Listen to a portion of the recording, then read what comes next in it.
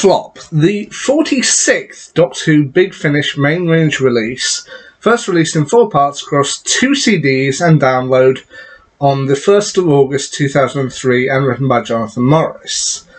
Now, ordinarily, the number of discs in a Doctor Who Big Finish CD wouldn't necessarily be relevant. This time, though, it is, and it does actually make for a rather interesting setup. So this particular story is set around Christmas time, so around the 24th to 25th of December in the year 1390 on the planet of Puxatorney. Now, the 7th Doctor, voiced once again by Sylvester McCoy, and his companion Mel Bush, voiced by Bonnie Langford, arrive on the planet mainly looking to find some leptonite crystals that they need for something or other. They need for their own personal case.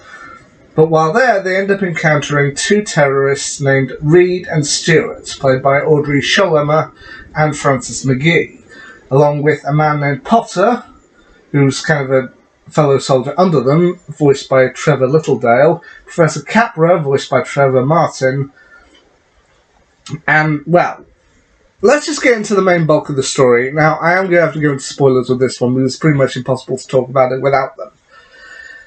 Now, the people on Puxatorney, as well as these 2 and Professor Capra, they've been experimenting with time travel because they want to go back to the year 3060.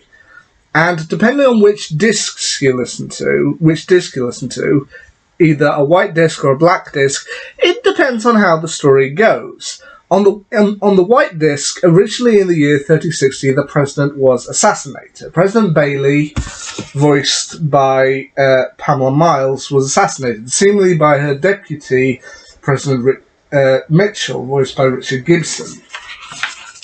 And Stewart and Reed want to go back in time to prevent the president from being assassinated so that she could broker peace with a race known as the Slithergees. So the Slithergees had turned up in 3060, and they had kind of asked to broker peace, but she was assassinated, and so that never happened. They want to travel back in time in order to do this.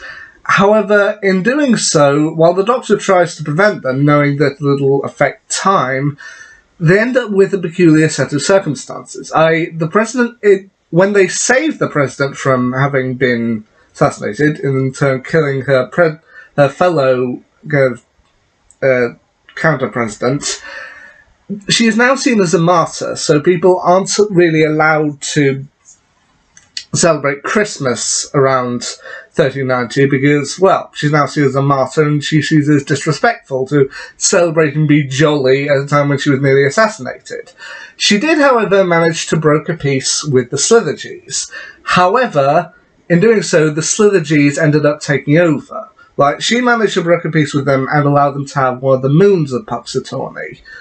But in doing so, the Slithergees soon said, oh, we need more space, and eventually they become the dominant kind of species on the planet of Puxatorney and end up basically taking over until eventually the only roles that humans seem to really represent in society is like seeing eye dogs, because the Slithergees are blind, so they need the humans to go see for them.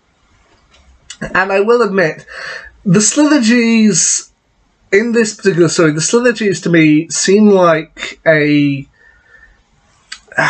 Well, I apologise if this offends anyone, but they seem a bit like a Karen these days, who when they see humans kind of celebrating Christmas, they go, well, we don't celebrate Christmas, so therefore you ideally shouldn't celebrate it either. And just because I don't celebrate it, you can't celebrate it either, which I hate to say is something you do see a lot, especially in Reddit posts. But anyway, that's on the white disc. The black disc follows pretty much the same storyline, except the roles are slightly different. In this particular scenario, Stewart and Reed want to go back in time to make sure the president is killed. The president is assassinated, to which the Doctor, a new version of the Doctor, once again is reluctant because he knows he doesn't want to interfere with time. But they do go back in time. The Doctor, well, no, not the Doctor, Stewart does end up killing the president as well as her co-president, and as a result of that, in 1390 she is now honoured in death. Humanity eventually went to war with the Slithergees, and they did win, except Punxsutawney is now ruined. There's radiation, poisoned fields, and martial law.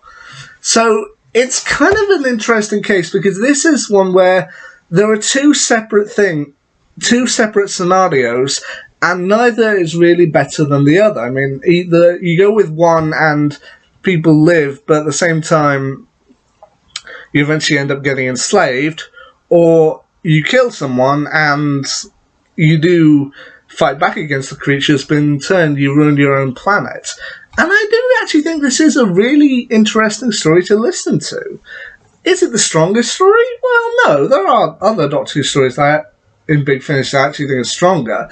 But have a listen for yourself. See what you think with this one. Which is your favourite story? Do you prefer the white scenario or the black scenario? Let me know down below in the comments. Anyway, till next time. See ya.